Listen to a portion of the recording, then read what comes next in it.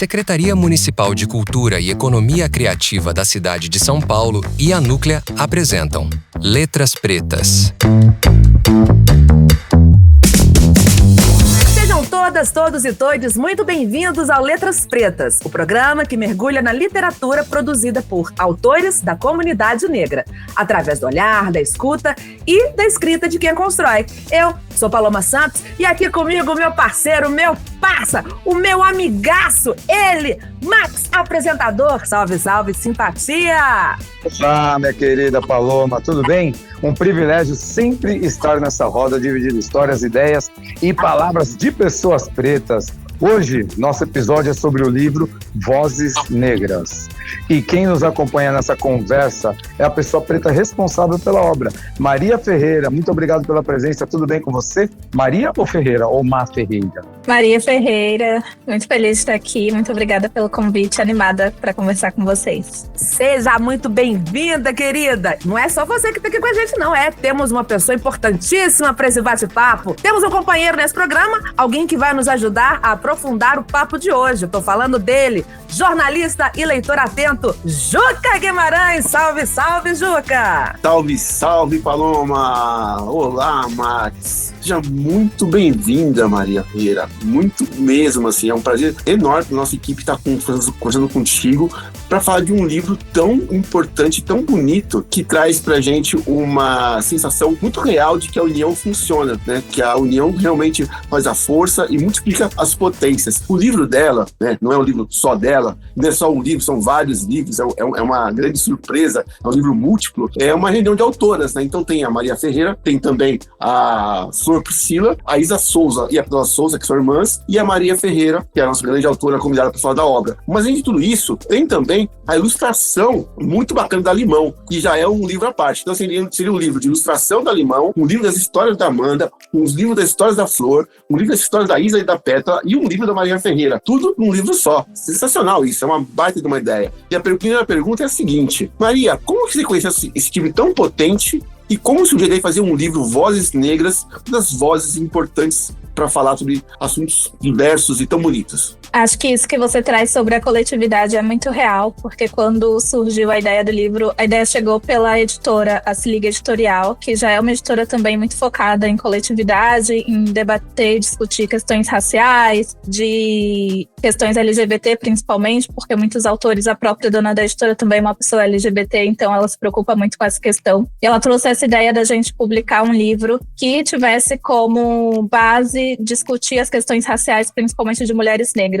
Então ela fez o convite para as autoras, eu e as outras meninas, e Limão também. Então traz toda essa questão da coletividade a partir disso. E aí a ideia era mesmo fazer essa coletânea e cada uma escrever ali de uma forma que homenageasse uma mulher negra. E surgiu a partir daí, cada uma foi escrevendo de acordo com aí o seu desejo e a pessoa que queria homenagear. Vocês se conheciam antes? A gente se conhecia por conta da criação de conteúdo, né? Eu sou criadora de conteúdo literário, as outras meninas também. A Isa e a Pétala, ela, na época, tinha um perfil chamado Blog Parênteses, aí elas mudaram de nome, agora é Afrofuturas, elas falam muito sobre afrofuturismo. A Flor Priscila, ela já era mais escritora mesmo, já tinha outras obras publicadas. E a Amanda Condassi, ela também era escritora, já tinha outras obras publicadas. Então eu e a Pétala e a Isa víamos desse lugar de criadoras de conteúdo. Foi a minha primeira publicação, assim, e acho que das meninas, a Isa e a Pétala também foi a primeira publicação com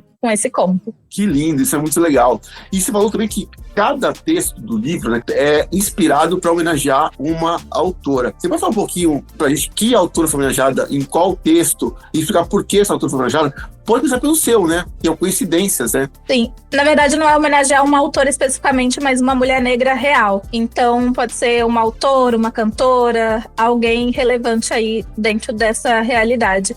O meu conto, Vozes Negras, eu busquei homenagear duas mulheres, que foram a Conceição Evaristo, nossa grande escritora, grande mais velha, e a cantora Mamundi. Então, elas têm aparições ali no conto. Já nos outros contos, o da Amanda Condassi, por exemplo, vai falar sobre uma menina que é bailarina, vinda de uma periferia, então tá pensando muito ali na Ingrid Silva. O conto da Flor Priscila vai homenagear a personagem dela é uma mulher viajante, né? Vai aparecer a dona Diva Guimarães, que a gente conheceu ali muito numa época, na ocasião de uma flip, há alguns anos, e que faleceu este ano, infelizmente. E também vai trazer aí uma certa homenagem à Glória Maria. E a das meninas, o conto da Izzy e da Pétala vai trazer aí várias homenagens inconscientes, né, implícitas. Então vai homenagear uma escritora que é a N.K. Jemisin e outras pessoas. Eu tenho uma ilustração do Limão, que é a que abre o livro, que eu achei muito forte e muito bonita. A gente tá falando do Harry, a gente tá falando sem imagens, mas só para você ter uma ideia, a imagem muito impactante é um abraço muito bem ilustrado entre a Agatha e a Marielle Franco. Quem não lembra a história, a Agatha é aquela menina de 8 anos que levou um tiro de um policial e morreu no Rio de Janeiro em 2019. Foi um caso que comoveu todo mundo, porque ela era uma criança muito esperta, falava inglês, era muito adorada, e ela tem essa foto icônica com a roupa da Mulher Maravilha. E a Marielle Franco morreu em 2018, quando ela era vereadora, né, no Rio de Janeiro. São duas mulheres negras, uma criança e uma mulher negra, vítimas tanto da violência da sociedade, como até um pouco dessa coisa do ódio ao corpo negro, né? Da falta de preocupação, de respeito pelo povo negro. E eu vejo que essa ilustração, quando eu vi, me impactou bastante. Fala um pouco sobre esse desenho no livro e o que vocês pensam em relação a esses casos que ficam midiáticos, mas por um tempo acabam até se apagando um pouco também, né? Sim, eu acho que as ilustrações no livro também trazem muito essa coisa de colocar as pessoas negras em imagens positivas, né? Em trazer também muito da nossa humanidade, muito de humanizar. A gente tem aqui, como você falou, essa imagem da Marielle Franco abraçando a Agatha. Na capa a gente tem uma menina negra virada para frente, assim, né? Com o punho levantado e um megafone gritando, assim, como se ela estivesse gritando e lutando por justiça. Então o livro também traz muito essa imagem de que a gente também está lutando pelos nossos direitos, está reivindicando tratamento com dignidade. O livro foi publicado em 2019, então a gente também estava ali muito nessa foco no Black Lives Matter, né, nos Estados Unidos. Então a gente também trouxe essa imagem para o livro muito combativo, assim, e ao mesmo tempo mostrando também muita humanização das nossas vivências. Não só o embate direto, isso também aparece, mas também as outras vivências que as pessoas negras experienciam em suas vidas. E me conta uma coisa, você tem esse livro, o título do livro também, acho que tem um desafio nele, né, uma afronta, um livro de vozes negras.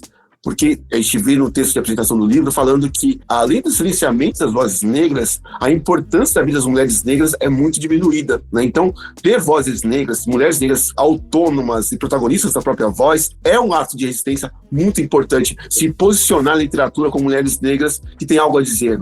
Sim, tem uma pesquisa que mostra, né, como que o mercado editorial ainda é muito machista. A pesquisa da professora Regina Dal Castanhe, da UNB, a Universidade de Brasília. E eu acho que desde quando o livro o Vozes Negras foi publicado em 2019 até aqui, 2025, e talvez um pouco antes disso, a gente está vendo muitas publicações de autorias negras, principalmente de mulheres, e como que isso também tem sido importante para que o público, né, essas pessoas negras também se vejam representadas na literatura e vejam também como é possível a gente existir para além dos estereótipos e como que essas narrativas também vão simbolizar e vão representar diversas vivências de pessoas negras para além do que outros escritores brancos, privilegiados, homens cis, até mulheres cis, brancas também, às vezes não tem essa vivência de colocar as experiências de pessoas negras nas narrativas de uma forma que não fosse estereotipada, que não fosse naquele lugar de é sempre o periférico, é sempre as mulheres negras dentro dessa narrativa de muitos filhos, ou os homens negros o bandido. Então acho que também essas mulheres negras estarem escrevendo, elas vão trazer as suas singularidades, as suas vivências também, as vivências das suas comunidades, que nem aqui no livro a gente tem personagens jovens que vão viver as coisas para além também do racismo, porque o racismo ele não vai ser o único fator atuante na vida de uma pessoa negra. E eu acho que o livro também demonstra um pouco disso. Só para emendar uma coisa, Maria, fala também então, já que você está falando dos personagens que são fora dessa visão padronizada e errada das pessoas negras, fala um pouco da Amara, a sua personagem do seu texto. A Amara é a minha protagonista, né? Ela tá ali com uns 23 anos no momento da história. E ela é uma menina baiana vivendo ali em Salvador, que vem de uma família que não é pobre, mas também não é rica, é uma família ali comum. E ela, em um determinado momento, vai decidir entrar para a universidade. Ela faz ali um curso técnico de biblioteconomia e depois ela vai decidir estudar letras, vai passar por esse processo de estudar, prestar o vestibular e vai passar em uma universidade em São Paulo. E aí, antes, né, ela vai viver toda a experiência de se mudar para outro estado, vai ter apoio ali da família, ela tem uma tia que mora em São Paulo, então vai achar um lugar ali para ela morar. E aí, quando ela se muda, ela vai viver toda a experiência também de viver fora em um lugar que não é, né, a sua cidade natal. Nesse processo, ela vai conhecer o par romântico dela e vai ter toda a discussão do livro a respeito disso. Mas antes disso também, eu escolhi o nome Amara, ela fala até no início do conto, né? Amara, como se fosse uma profecia de que ela amará. Então, eu gosto muito desse nome, assim, gosto muito da personagem e de como o amor também está presente na vida dela, como que ela vive questões ali relacionadas com o amor na vida de mulheres negras. Maria, quanto que tem da Maria na Amara? Quanto você doou de você ou não tem nada? Ou você não doou nada, realmente veio ali na sua mente e você saiu canetando? Ela tem um pouco de mim, sim. Eu acho que, como é a minha primeira experiência de publicação escrita, assim, ela tem um pouco de mim. Eu acho que todos os autores, em alguma instância, colocam um pouco de si nos seus personagens. Eu sou uma mulher baiana também, então talvez um pouco disso. Eu também estudei em universidade, fiz o curso de letras, então também tem um pouco dessa experiência. E você falou um pouquinho antes, que eu achei bem interessante, era uma pergunta que eu ia te fazer, você um pouco que respondeu, mas te emendo outra. Você falou assim, os personagens, o livro, na verdade, ele vai para além da questão racial, né? Ele entra em outros aspectos. Aí uma pergunta para você mesma. Na sua leitura ou seus próximos livros, você vai continuar... eu sei que todos nós, todas as pessoas pretas, todos nós, homens, mulheres pretas, nós somos pessoas que temos que nos preocupar com a questão racial. Mas você vai fazer livros com essa preocupação? Ou você, quando lê livros, você lê com essa preocupação ou com esse enredo? Eu acho que a questão racial vai estar presente nas minhas narrativas, assim, nas próximas que eu escrever. Tem outro conto publicado que também traz essa questão racial, porque eu acho que as pessoas negras, querendo ou não, as suas vivências vão passar por ser uma pessoa negra, seja de forma positiva ou de forma negativa. Eu também sou criadora de conteúdo, né? Então, o meu foco é evidenciar obras que tragam essas questões raciais, de gênero também. Então, eu tenho muito também essa preocupação de observar como que essas narrativas vão criar esses personagens e contar essas histórias. E voltando um pouco na história da Amara, eu achei muito legal no seu conto, no seu texto, que a Amara, ela tem uma rede de apoio de pessoas negras. Ela veio para a universidade e encontra, né, amigos de pessoas negras que são diferentes também, que isso é muito legal. Os personagens, eles são muito vivos nas suas particularidades. Então são pessoas negras diferentes entre si, mas que se apoiam na negritude. Essa ideia de construir esse modelo de rede de apoio foi proposital, porque quem leu o livro se identificar com isso, apoiar mais uma outra pessoa negra, sentir mais pertencente a essa comunidade negra que se constrói entre os amigos. Porque essa de amizade, muitas vezes, é superficial, né? Em São Paulo, principalmente, cidade muito grande, você tem um amigo aqui, você fala com ele, oi, tudo bem, e não se envolve com os amigos. E no seu livro não, os amigos do seu livro são amigos de verdade. Isso é uma ideia de inspirar pessoas a viverem mais assim, mais coletivamente, com amizades sinceras, mais próximos das outras, se cuidando, né, um cuidando do outro. O Max perguntou, né, também o quanto de mim que tinha nessa personagem, e eu acho que esse também é um aspecto que eu empresto da minha vida para a personagem, porque quando eu entrei na universidade, foi o núcleo negro e o movimento negro ali da universidade que me acolheu muito, então eu também coloquei um pouco disso na narrativa, porque eu acho que o meu processo universitário, minha experiência universitária teria sido muito diferente e muito pior, e todas as dificuldades e desafios que a gente tem teria sido muito pior, assim, se não fosse o núcleo negro que eu tive ali na universidade que eu estudei. Então, essa amizade, essa questão de entender o que o outro está passando, de ter as mesmas vivências, foi primordial, assim, para sobreviver na minha época universitária. Eu acho que também foi primordial, assim, era o que a Amara precisava para ela sobreviver nessa nova cidade, nesse curso também. E depois para encontrar afeto ali e amigos com quem contar quando ela estava vivendo essa desilusão amorosa. Muito legal, muito legal. E para você que está chegando agora, este é o Letras Pretas e hoje nós estamos conversando com a autora Maria Ferreira sobre seu livro Vozes Negras. Maria, é incrível isso que você está comentando de acolhimento, né? Eu sou um homem de 51 anos. E quando eu fiz a minha faculdade, ainda não tinha muito nas universidades os núcleos negros. E eu só consegui fazer faculdade porque eu jogava handball e basquetebol e eu era bolsista. E como eu jogava nas equipes, handball é uma modalidade que tem hoje já tem mais, graças a Deus, mas tinham poucas pessoas pretas, tinham mais pessoas brancas. E aí, no caso ali, daqui em São Paulo, a gente sempre fala isso, né? Eram os playboyzinhos que estavam ali na universidade. E aí eu lembro que chegou um negrão lá da escola chegou em mim e falou, e aí? Você vai perder o foco da sua vida? Ele me deu um choque do nada, assim. E eu nem respondi nada para ele, eu simplesmente assustei e fiquei assim e ele foi embora. Isso passou. E depois eu fui entender, de alguns dias, que ele tava falando, mano, você tá andando com os boys aí, daqui a pouco eles estão tranquilos com seus empregos, bem à vontade, e você é um pretinho de quebrada e você não vai ter a mesma coisa que eles têm.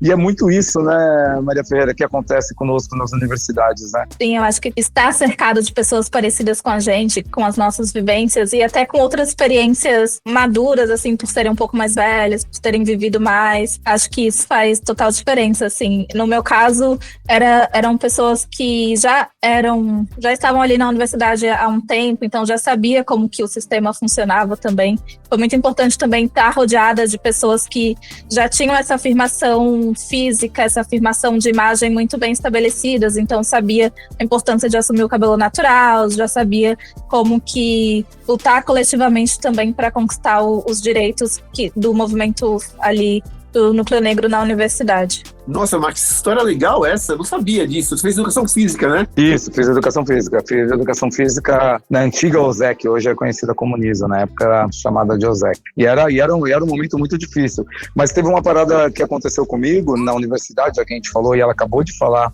sobre assumir suas aparências.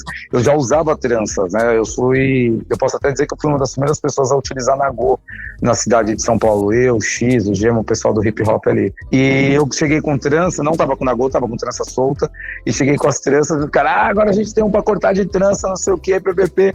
E aí as outras pessoas pretas da faculdade falaram, não, o dele vocês não vão cortar, não. O dele vocês não vão cortar. E ficou aquele debate, já ficou meio crítico, porque eu tô falando de 1900 e nada, né? Então 1900 e nada era bem complexo. Aí pra poder amenizar a treta, eu peguei no cantinho de trás da cabelo aqui, cortei uma tirinha da minha trança e falei, ó, essas trancinhas aqui podem ficar com vocês.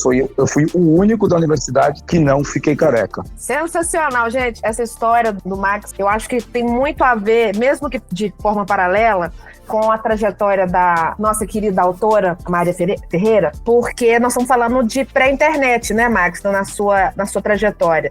E com o advento da internet, esse debate ficou mais democratizado, só que tem uma questão. As pessoas racistas não gostam do preto, mas adoram se apropriar da cultura preta. E aí, quando o hip hop vira mainstream nos Estados Unidos e a gente, na década de 90, começa a se enxergar na televisão, através da música, através do rap, inclusive você, né, que é um expoente, você que capinou lote, para hoje a meninada tá aí linda na internet, nos streamings, bombando com hip hop, com funk, com rap. Eu acho que, de certa forma, na verdade, eu acho que eu vou jogar a bola para Maria para ver se faz sentido isso. Essa é a minha percepção, tá? Porque eu também sou uma pessoa do Velho Testamento, né? Eu sou uma geneca, tenho 45 anos, e eu vejo que pra gente que é mulher, ainda tem essa questão da autoestima, do cabelo, da cultura, de como se espelhar. E você que já tem essa trajetória linda,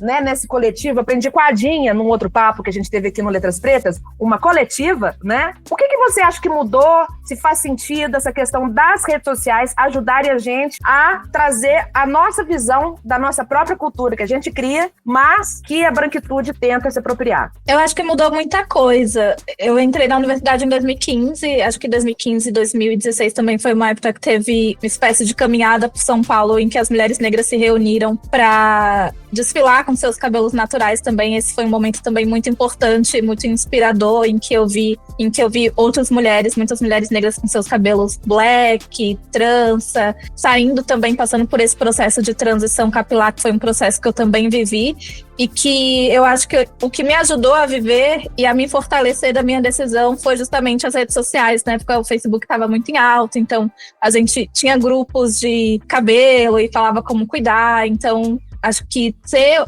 um processo coletivo também fez muito sentido, assim, porque sozinha a gente se sente muito insegura, às vezes a família não entende, o pessoal do bairro não entende, mas a gente sabendo que outras pessoas também vivem esse processo é muito fortalecedor. Foi incrível, assim, ter referência de outras pessoas também vivendo e passando pelo mesmo processo. O Max é referência, tá vendo? Só um pouquinho. Fala, Juca, que daqui a pouco a gente vai pro bate-letra, que você sabe bem como é, meu parceiro, mas pode falar. Boa. Maria, uma questão, acho que importante falar do livro também, que é um diferencial do livro Vozes Negras, é a forma que eles conseguiram o dinheiro para lançar o livro. Foi uma ação, né, de doação da internet. Pedindo, como foi isso? Quando começou? Qual que era a meta? E qual foi a sensação de vocês quando descobriram assim, ó, bateu a meta, vai sair o livro? Como que foi esses bastidores aí da esperança do livro conseguir atingir a meta e atingir a meta e o livro vai para a gráfica, vai ser lançado? Como é esse bastidor dessa história? A editora que publicou é uma editora independente, então as editoras independentes, no geral, não têm muitos recursos. Hoje em dia, o papel também é muito mais caro, então uma ideia para viabilizar essa publicação foi fazer uma campanha de financiamento coletivo. E aí eu nem lembro mais qual que era a meta, acho que era de R$20 mil, um pouco para cima, alguma coisa assim. Então, todas as autoras também se reuniram e fizeram parte desse processo de divulgar muito, de conscientizar as pessoas de como seria importante ter o apoio delas para viabilizar a publicação, e era uma espécie também de pré-venda. Quem apoiava ali a campanha depois recebia o livro, recebia brindes, marcador, adesivo. Então é um livro que nasceu com essa proposta coletiva desde o início, porque é um livro em que reúne pessoas negras, mulheres negras, e depois a gente contou também com a ajuda do público, dos nossos seguidores e leitores, para viabilizar essa publicação. E a gente falava desde o início, né, que ser coletivo, assim, desde da ideia, assim, no papel. Maria, eu vejo que você fala bastante mesmo de coletivo. Você acredita que só por meio de coletivo a gente consegue mudar as coisas? Ou às vezes eu posso levantar uma bandeira sozinha e correr atrás, já que você escreveu um livro chamado Vozes Negras? Eu acho que o indivíduo tem que primeiro se conscientizar sobre essa estrutura racista, esse sistema em que a gente está inserido, e se conscientizar sobre a opressão, e depois entender que sozinho não vai conseguir mudar nada. Porque mesmo na época da escravidão, né, as pessoas elas tentavam fugir, se revoltavam, mas foram com as revoltas coletivas em grupo que realmente a estrutura mudou. Então, mesmo que desse errado, estar acompanhado de outras pessoas foi o que fez diferença. Então, eu não acredito que sozinho a gente vai conseguir mudar alguma coisa. Tem que estar em coletivo e todo mundo também na mesma página, assim, sabendo onde quer chegar. Porque não adianta estar em grupo, mas um pensa uma coisa, outro pensa outra coisa e nunca chega em um objetivo comum.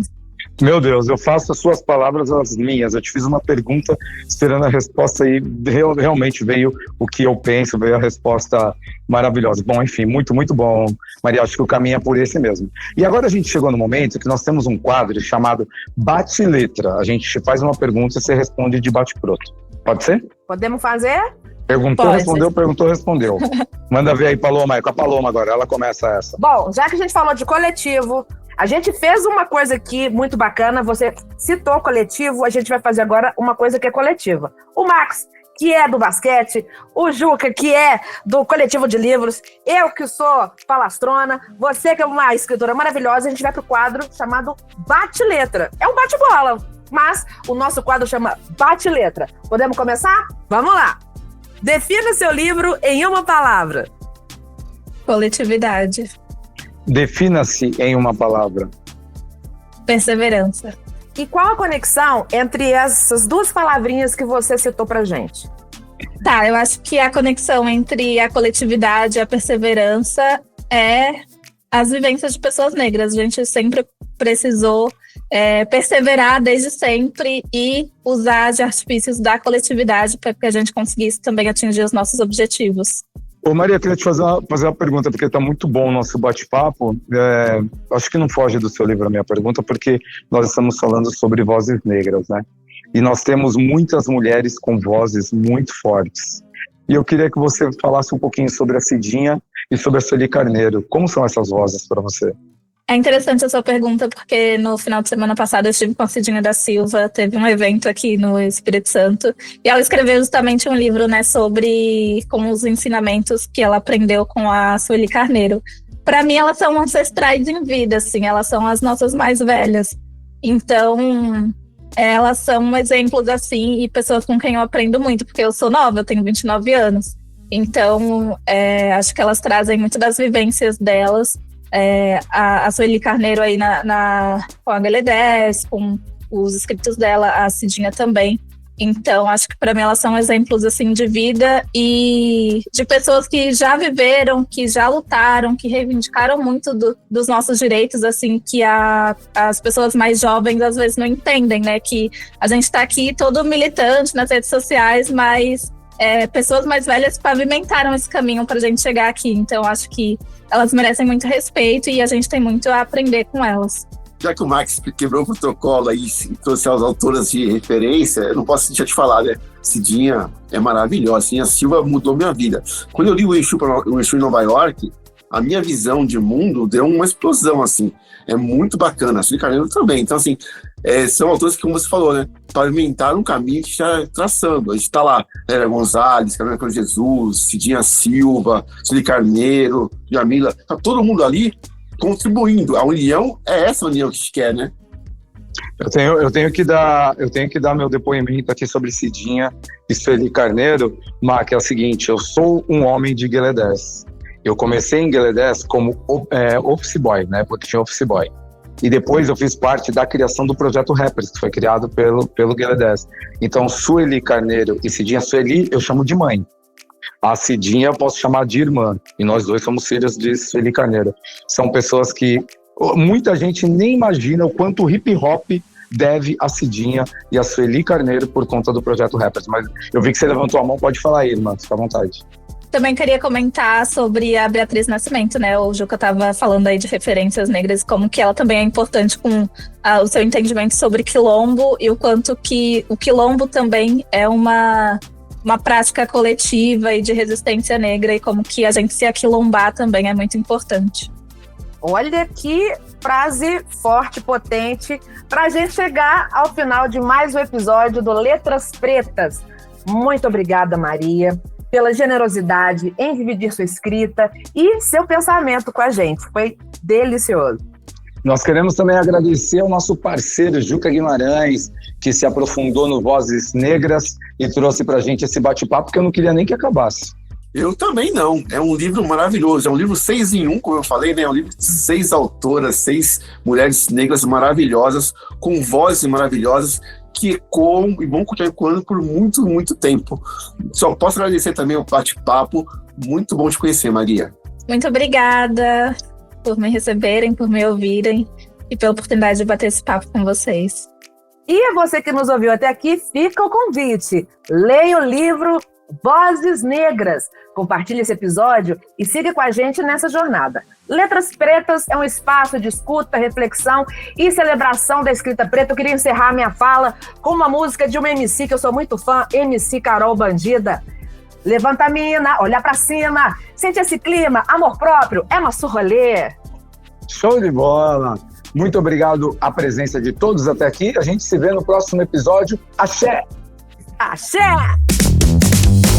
Você ouviu Programa Letras Pretas, uma apresentação da Secretaria Municipal de Cultura e Economia Criativa da cidade de São Paulo, através do PROMAC, Programa Municipal de Apoio a Projetos Culturais, e da Núclea. Apoio Cultural, Shopping Pátio Paulista.